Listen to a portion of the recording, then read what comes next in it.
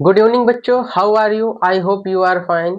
आज हम लोग class 9 chapter number 1 biology fundamental unit of life का लेक्चर लेके आए हैं, पार्ट 1।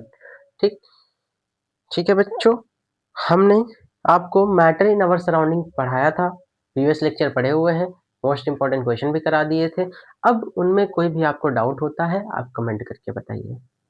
ठीक है, क्लियर हुआ?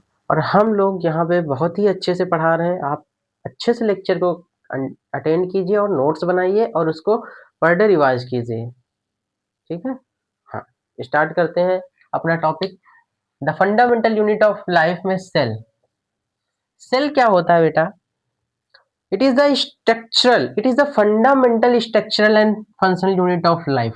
ये क्या है? फंडामेंटल स्ट्रक्चरल और फंक्शनल यूनिट है लाइफ की। ठीक, लिविंग ऑर्गेनिज्म की। ये क्या है? Structural and fundamental unit of life. ये तो एक स्ट्रक्चर प्रोवाइड करती है और फंक्शनल यूनिट है हमारी लाइफ की। क्लियर है? सेल क्या है?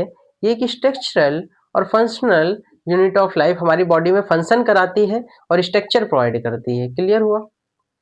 फिर ये एक बेसिक बिल्डिंग ब्लॉक यूनिट है लाइफ का। हम कह सकते हैं जैसे घर का बेसिक बिल्डिंग ब्लॉक क्या होता है? ब्रिक्स, ईट। ईट एक ईट के थ्रू ही तो बनता है, वैसे ही हमारी जो बॉडी है वो सेल के ही थ्रू तो बनी हुई है। ठीक है, क्लियर हुआ? हमारी बॉडी जो है सेल के थ्रू बनी हुई है, तो वो एकदम बेसिक यूनिट होगी ना। ठीक, और आगे हमारा आता है cell can replicate, make copy of itself on its. जो सेल है वो रिप्लिकेट करती है। क्या करती है? जो सेल है वो रिप्लिकेट करती है, अपनी जैसी मल्टीपल कॉपी बना देती है। क्या करती है? एक सेल डिवाइड होके मल्टीपल कॉपी बना देती है अपनी, सेम टू सेम। क्लियर हुआ? आई होप क्लियर हुआ होगा। अब बात करते हैं यहाँ पे, जो सेल है ये बेसिक यूनिट का काम कर रही है। सेल से ही टिश्यू बना, टिश्यू से ऑर्गन बना, ठीक, फिर ऑर्गन सिस्टम बना, फिर ऑर्गेनिज्म बना। सबसे बेसिक क्या है? अगर यही ना हो तो आगे का स्ट्रक्चर फॉर्म होगा? नहीं होगा, नहीं होगा ना। तभी हम कह रहे हैं ये क्या स्ट्रक्चरल और फंक्शनल यूनिट है लाइफ की, लिविंग ऑर्गेनिज्म की। क्लियर हुआ?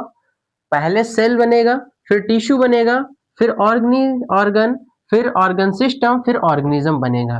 क्लियर? ये बहुत ही इंपॉर्टेंट रोल प्ले करता है। अगर ये ना हो तो आगे का स्ट्रक्चर प्रोवाइड नहीं हो पाएगा। ना टिश्यू बनेगा, ना ही टिश्यू बनेगा, ना ही ऑर्गन बनेगा, और ना ही ऑर्गन सिस्टम बनेगा, ना ही ऑर्गेनिज्म बनेगा, अगर ये ना हो तो। ये है तो ये अपना सीक्वेंस कंटिन्यू करते रहते हैं।